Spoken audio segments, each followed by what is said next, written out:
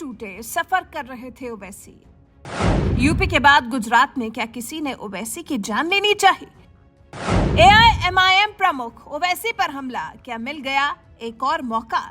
गुजरात का विधानसभा चुनाव बेहद नजदीक है। अभी हाल ही में तो पीएम मोदी ने 30 सितंबर को Gandhinagar Mumbai central Vande Bharat express train को गांधीनगर से हरी झंडी दिखाकर रवाना किया था। पीएम मोदी की हरी झंडी दिखाई इसी ट्रेन पर हमला हो गया, पत्थरबाजी हो गई। अब इत्तेफाक कहें या किसी की साजिश, जिस वक्त वंदे भारत एक्सप्रेस पर हमला हुआ उस वक्त एआईएमआईएम प्रमुख ओवैसी ट्रेन के अंदर थे। हालांकि ओवैसी को इस हमले में कोई नुकसान तो नहीं हुआ, लेकिन लग रहा है जैसे ओवैसी को इस मुद्दे को भुनाने का मौका जरूर मिल गया। सूरत से करीब 20 से 25 किलोमीटर पहले इस ट्रेन पर हमला किया गया।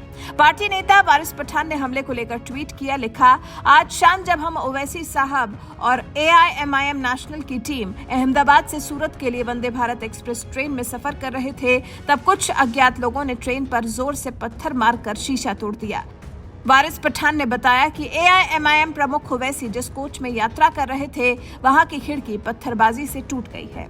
एआईएमआईएम नेता वारिस पठान ने जो तस्वीर शेयर की है उसमें खिड़की के शीशे टूटे हुए दिख रहे हैं। तस्वीरें साझा करते हुए वारिस पठान ने कहा, पिछले दिनों जब असदुद्दीन ओवैसी, सत्र काबलीवाला और हमारी टीम अहमदाबाद के सूरत के लिए वंदे भारत एक्सप्रेस ट्रेन में यात्रा कर रहे थे तो कुछ अज्ञात लोगों ने हमला किया। पथराव से ट्रेन का कांच टूट गया। पठान का दावा है कि ये पथराव जानकर ओवैसी पर किया गया है।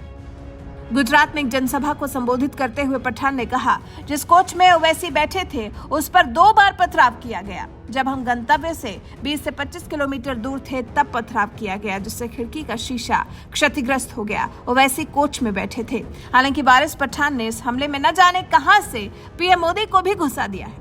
पीएम मोदी पर वारिस पठान ने निशाना साधा है, कहा है, पीएम मोदी जी आप पत्थर बरसा लो या आग बरसा लो, ये हक की आवाज है, न रुकी है और न रुकेगी।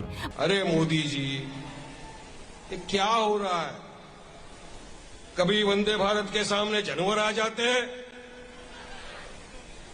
और सुनिए, आज सूरत पहुंचने को 22 से 25 किलोमीटर बाकी था, क्योंकि वो वंदे भारत में स्क्रीन लगाया हुआ है, उसमें दिखता है कितना किलोमीटर बाकी है, कब सूरत में पहुंचने वाली है ट्रेन। हम सब बैठकर देख रहे थे। इतने में धाड़ से एक पत्थर आकर गिरता है ट्रेन के कांच के ऊपर। बैरिस्टर असदुद्दीन ओवैसी साहब बैठे हुए हैं, साबिर काबलीवाला साहब उनके पीछे है, मैं साइड में, वहां पर एक कांच आता है और ट्रेन का कांच क्रैक कर देता है पूरी तरह से। मैं आपको फोटो दिखा सकता हूं मीडिया वाले के पास, मेरे पास मोबाइल में फोटो सब पड़े हुए हैं। इतना भारी पत्थर कि वो कांच के पूरा क्रैक हो गया। फिर एक दूसरा पत्थर आया, मतलब 1 मिनट भी नहीं हुआ होगा, 10-15 सेकेंड में किसी ने 2 पत्थर लगातार उठा के मार। ओवैसी साहब ट्रेवल कर रहे हैं ना, अरे तुम पत्थर मार लो मोदी जी, तुम आग बरसा दो मोदी जी, लेकिन ये हक की आवाज ना कभी रुकी है, ना रुकेगी, ना इंशाअल्लाह ताला कभी रुकेगी। मतलब आरोप सीधा देश के प्रधानमंत्री पर, चाहे कुछ उपद्रवियों ने ही इस हमले को अंजाम दिया हो। लेकिन वही मौके को भुनाना है तो भला कैसे पीछे रहते असदुद्दीन ओवैसी। और ओवैसी पर ये कोई हमला पहली बार नहीं हुआ है, बल्कि इसी साल फरवरी महीने में भी यूपी में ओवैसी पर हमला हुआ था। ओवैसी की कार पर यूपी के हापुड़ जिले में हमला किया गया था। ओवैसी पर हुई गोलीबारी के बाद प्रदेश की राजनीति गर्मा गई थी। ये सब उस वक्त हुआ था जब ओवैसी पश्चिमी यूपी में चुनाव से जुड़े कार्यक्रमों में शामिल होकर वापस लौट रहे थे। ओवैसी की कार हापुड़ गाजियाबाद रोड पर छिजारसी टोल प्लाजा के करीब थी, तभी उन पर हमला किया गया था। और अब गुजरात में वंदे भारत एक्सप्रेस में सफर करने के दौरान हमला।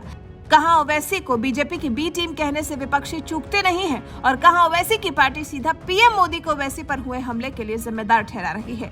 अरे साहब, जिस तरह की भड़काऊ राजनीति करते हैं ना ओवैसी, कोई भी उपद्रवी एक कदम उठा सकता है। समाज के एक तबके को भड़काने का प्रयास तो ओवैसी करते हैं। एक विशेष समुदाय को जिस तरह से उकसाते हैं, उसे सुन कोई भी उपद्रवी ये काम करने पर आतुर हो सकता है। हालांकि गुजरात चुनाव नजदीक है और उससे पहले ओवैसी पर इस तरह से पत्थरबाजी की जांच जरूर की जाएगी। आपको बता दें, गुजरात चुनाव में इस बार ओवैसी 30 विधानसभा सीटों पर अपनी किस्मत आजमाने वाले हैं, जिनमें कच्छ जिले की अबडासा, मांडवी, भुज, अंजार, गांधीधाम और बनासकांठा की वडगाम, पार्टी जिले की सिद्धपुर सीट के साथ अहमदाबाद की मुस्लिम बहुल वाली 5 सीटें हैं। वेजलपुर, दरियापुर, जमालपुर, खाड़िया, रानी लिमड़ा शामिल हैं। एआईएमआईएम की सूची में द्वारका की खेड़ ब्रह्मा के साथ जूनागढ़, पंचमहाल, गिर सोमनाथ, भरूच, सूरत, अरवली, जामनगर, आणंद और सुरेंद्र नगर की कुछ सीटों को भी शामिल किया गया है।